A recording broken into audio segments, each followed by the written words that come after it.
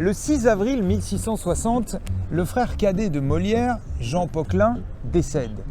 Ce jour-là, la charge de valet tapissier de la chambre du roi lui revient à nouveau et cette fois, il l'accepte et avec enthousiasme. Mais pour mieux comprendre, revenons un peu en arrière. Dans la maison située juste derrière moi, le père du futur Molière y installe son fonds de commerce. Il est marchand tapissier. Il exerce aussi la charge de valet tapissier de la chambre du roi, un privilège dont il a obtenu la survivance pour son fils aîné. Le jeune et fougueux Jean-Baptiste Poquelin ne rêve que de théâtre. Il n'a aucune envie de jouer les tapissiers, même pas pour le roi. Cette charge revient alors à son frère cadet.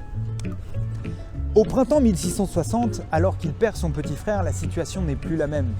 Il a 38 ans, il est devenu Molière, sa troupe est sous la protection de Monsieur Frère du Roi et il a déjà obtenu de nombreux privilèges auprès de Louis XIV. Valet tapissier de la chambre du roi, qu'est-ce que c'est exactement? Un trimestre par an, il doit accompagner, suivre et organiser l'aménagement de la nouvelle chambre du roi qui voyage d'un château à l'autre. Cela lui procure plusieurs avantages. Tout d'abord, il porte le titre honorifique d'écuyer, le premier rang de la noblesse.